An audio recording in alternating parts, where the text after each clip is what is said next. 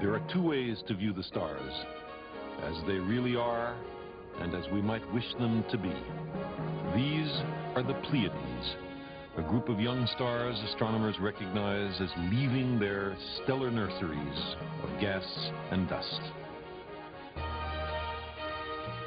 And this is the Crab Nebula, a stellar graveyard where gas and dust are being dispersed back into the interstellar medium. Inside it is a dying pulsar.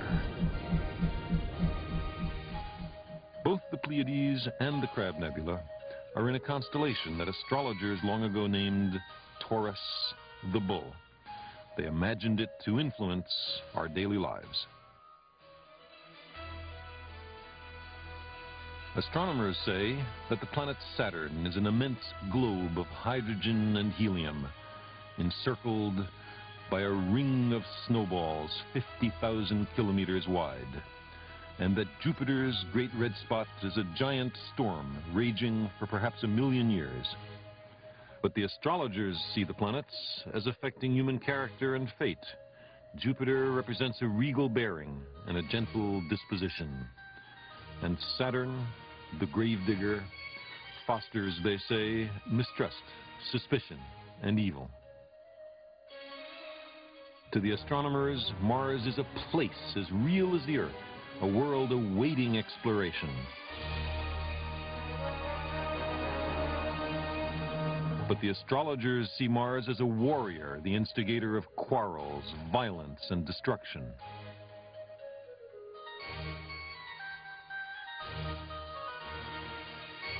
Astronomy and astrology were not always so distinct. For most of human history, the one encompassed the other.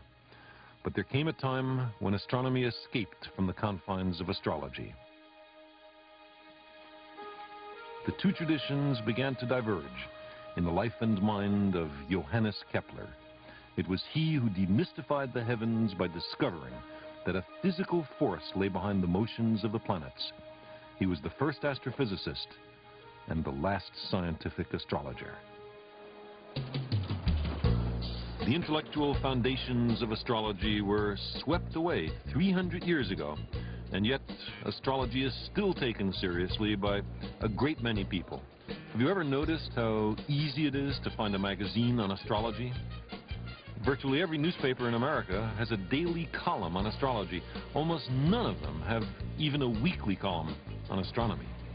People wear astrological pendants, check their horoscopes before leaving the house. Even our language preserves an astrological consciousness.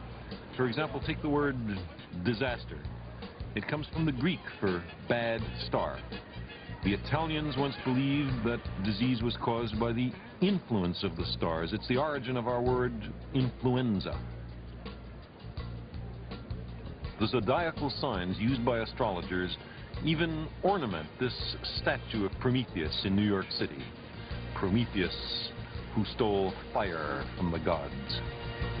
When the moon is in the seventh house and Jupiter aligns with Mars, then peace.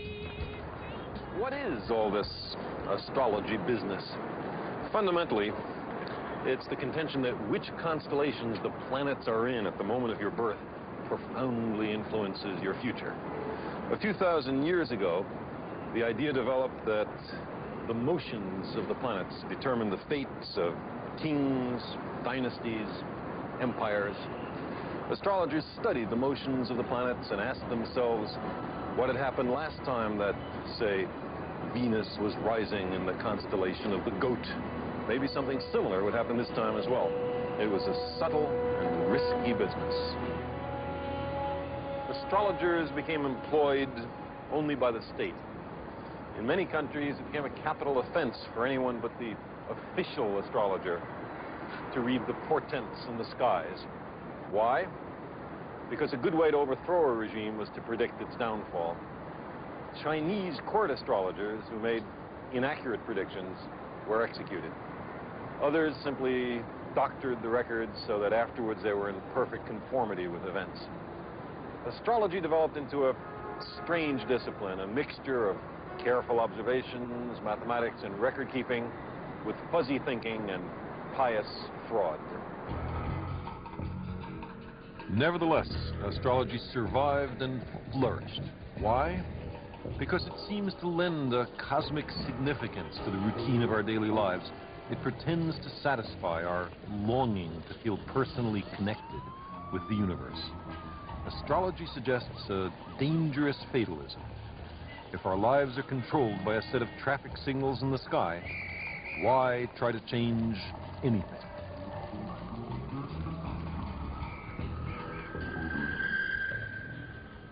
Here, look at this. Here's two different newspapers published in the same city on the same day. Let's see what they do about astrology. Suppose you were a Libra that is born between September 23rd and October 22nd. According to the astrologer for the New York Post, compromise will help ease tension. Well, maybe. It's sort of vague. According to the New York Daily News' astrologer, demand more of yourself. Well, also vague, but also pretty different. It's interesting that these predictions are not predictions. They tell you what to do. They don't say what's going to happen. They're consciously designed to be so vague that it could apply to anybody, and they disagree with each other. Astrology can be tested by the lives of twins. There are many real cases like this. One twin is killed in childhood in, say, a riding accident or is struck by lightning, but the other lives to a prosperous old age. Suppose that happened to me. My twin and I would be born in precisely the same place and within minutes of each other. Exactly the same planets would be rising at our births. If astrology were valid, how could we have such profoundly different fates? It turns out that astrologers can't even agree among themselves what a given horoscope means. In careful tests, they're unable to predict the character and future of people they know nothing else about except the time and place of birth. Also, how could it possibly work? How could the rising of Mars at the moment of my birth affect me, then or now? I was born in a closed room. Light from Mars couldn't get in. The only influence of Mars which could affect me was its gravity. But the gravitational influence of the obstetrician was much larger than the gravitational influence of Mars. Mars is a lot more massive, but the obstetrician was a lot closer.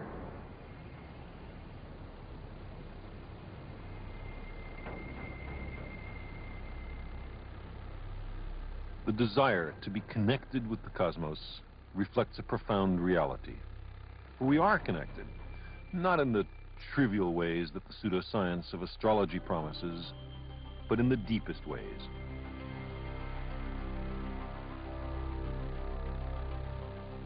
Our little planet is under the influence of a star.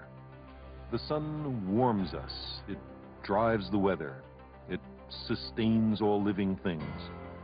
4 billion years ago, it brought forth life on Earth. But our sun is only one of a billion trillion stars within the observable universe. And those countless suns all obey natural laws, some of which are already known to us.